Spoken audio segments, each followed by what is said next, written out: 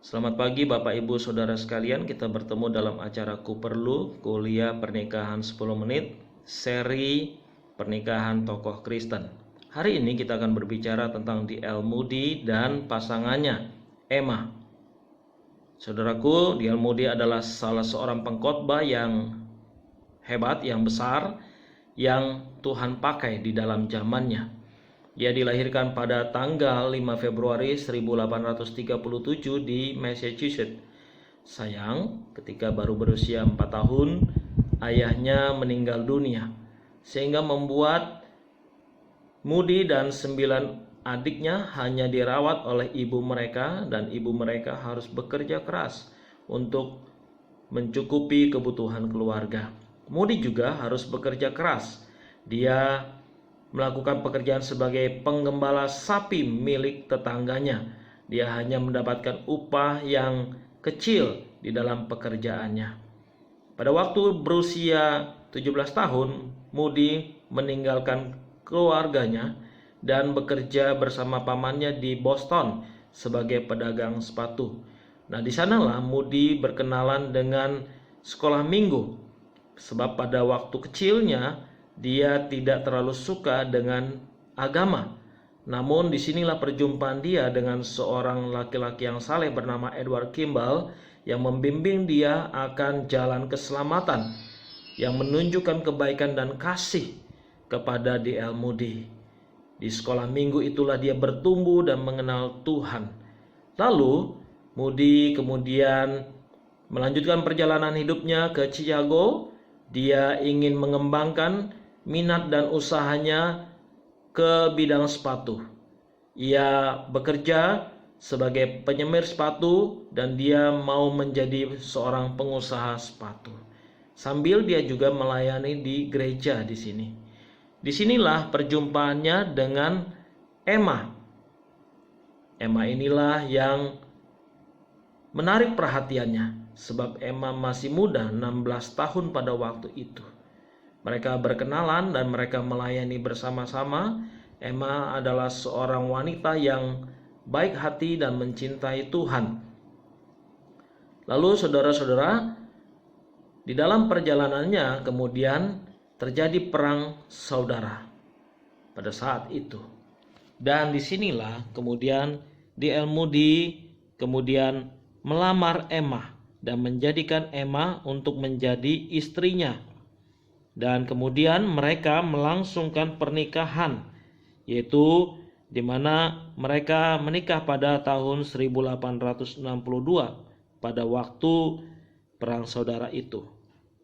Moody sungguh bersyukur dan berbahagia karena memiliki seorang istri yang baik hati dan seorang ibu yang hebat bagi ketiga anaknya.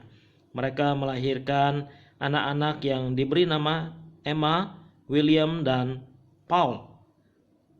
Dan ketiga anak ini dididik dengan takut akan Tuhan. Anak-anaknya memiliki kenangan yang indah tentang ayah mereka. Bagaimana mereka menyebut D.L. Moody sebagai ayah yang saleh. Anaknya Paul mengatakan, ayahnya hidup semata-mata untuk memuliakan Tuhan, untuk menyebarkan Injil Yesus Kristus. Dan ayahnya hidup di dalam doa, seorang yang berserah penuh kepada Tuhan. Ya, Emma yang semula cukup kesulitan mengikuti langkah-langkah Moody, karena Emma semula mempersiapkan diri menjadi seorang istri pengusaha sepatu. Tetapi kemudian Tuhan memanggil Moody untuk menjadi seorang pelayan Tuhan. Namun Emma adalah seorang istri yang baik. Dia siap dalam hidup dalam keadaan apapun juga. Sehingga akhirnya saudara-saudara, Moody dengan keterbatasan kemampuannya, dengan pendidikan yang tidak terlalu tinggi, dengan cinta kasih kepada Tuhan, Moody malah mendirikan 3 sekolah. 1 sekolah untuk para laki-laki, dan 1 lagi untuk para wanita, dan 1 lagi adalah sekolah Alkitab yang kemudian disebut sebagai Moody Bible Institute. Saudara-saudara, Moody semakin dipakai Tuhan dalam pelayanan-pelayanan penginjilan. Dia juga berkhotbah kepada banyak orang, yaitu guru-guru sekolah minggu. Sehingga Moody adalah seorang yang dipakai Tuhan. Pada waktu itu, setelah masa tuanya, Moody akhirnya jatuh sakit dan tidak bisa melanjutkan pelayanannya. Akhirnya Moody harus kembali ke kotanya Northfield. Di sanalah Moody menghembuskan nafasnya yang terakhir pada 22 Desember 1899. Dunia terkejut dengan kematiannya karena tidak banyak orang yang mengetahui penyakit D.L. Moody. Dia meninggal pada usia 62 tahun. Tetapi namanya harum, namanya dikenal orang. Ada banyak kenangan manis bagi keluarganya atas pelayanan dan teladan dari D.L. Moody. Keluarganya sungguh sangat bangga dengan kehidupan D.L. Moody.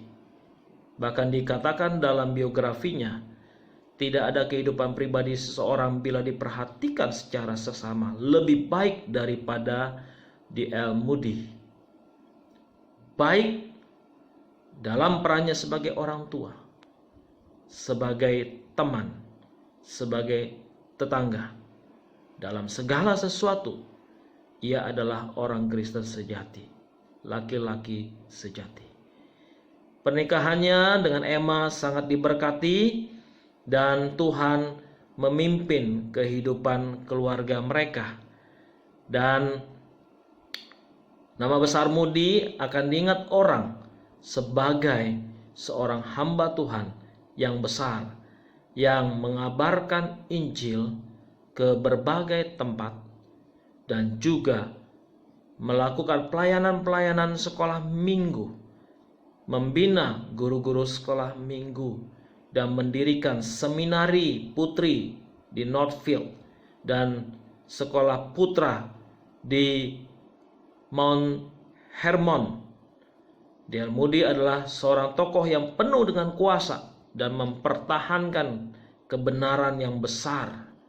Dia berkata, "Roh Tuhan Allah ada padaku, oleh karena Tuhan telah mengurapi aku. Ia telah mengutus aku untuk menyampaikan kabar baik." Puji Tuhan, D.L. Moody dipakai Tuhan dalam kesederhanaan, ketulusan yang tidak mementingkan kepentingan diri sendiri. Kiranya Tuhan menolong kita untuk meneladani kehidupan Moody dan pernikahannya. Tuhan menyertai kita.